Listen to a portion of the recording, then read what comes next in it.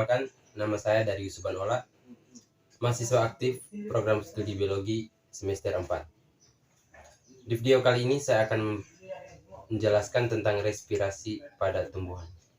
Video ini dibuat untuk memenuhi tugas fisiologi tumbuhan. Yang pertama, pengertian respirasi. Respirasi merupakan suatu proses penghasilan energi yang diperlukan untuk memecah molekul kompleks menjadi molekul yang lebih sederhana. Umumnya, molekul gula sederhana menjadi karbon dioksida dan uap air secara energi.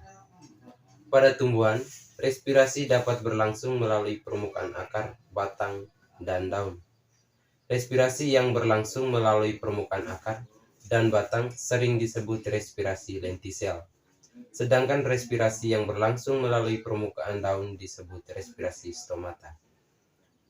Respirasi pada tumbuhan adalah proses reaksi karbohidrat atau CH2O dengan oksigen O2 menghasilkan air H2O dan energi kimia, kemudian karbon dioksida atau CO2 dilepaskan ke udara.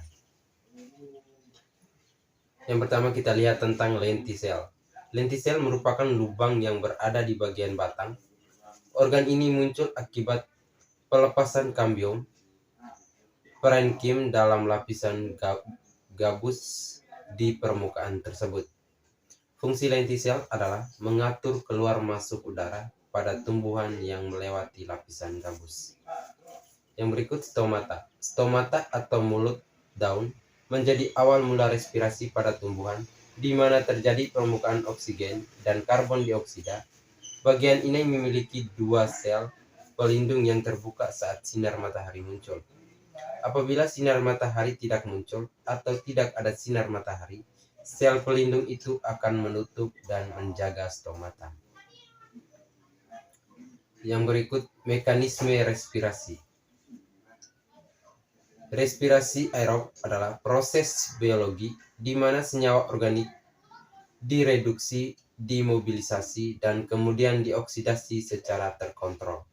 Dalam proses ini, energi bebas dilepaskan dan kemudian digabungkan dalam bentuk ATP, yang umumnya disebut oksigen, senyawa gula karbon, 6 glukosa. Tahap-tahap respirasi aerobik atau oksigen glukosa. Yang pertama glikolisis, yang kedua siklus Krebs, dan yang ketiga transport elektron. Yang pertama kita lihat respirasi aerob. Respirasi aerob merupakan respirasi tanpa menggunakan oksigen. Dalam kondisi tidak ada oksigen, tanaman melakukan metabolisme fermentasi. Fermentasi dapat melalui fermentasi alkohol atau fermentasi asam laknat. Asam laknat dianggap merupakan produk aktif fermentasi yang relatif lebih berbahaya dibanding alkohol. Karena akumulasi laknat berdampak pada penurunan pH sitosol. Pada saat kurang oksigen, tumbuhan akan melakukan respirasi aerob yang hanya akan menghasilkan energi dalam jumlah yang sedikit, yakni 2 ATP saja.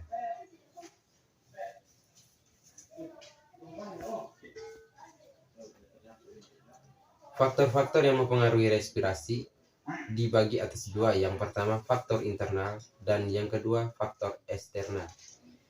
Faktor internal dalam respirasi adalah faktor yang berasal dari dalam tumbuhan itu sendiri. Yang pertama jumlah plasma dalam sel, yang kedua jumlah substrat respirasi dalam sel, dan yang ketiga umur dan tipe tumbuhan.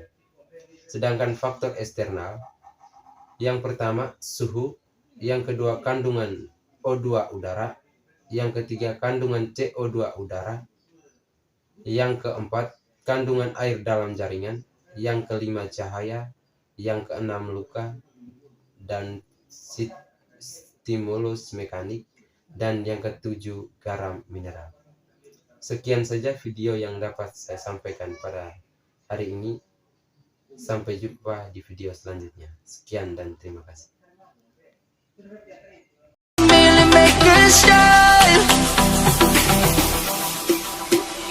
Savannah, I'm coming home, Savannah.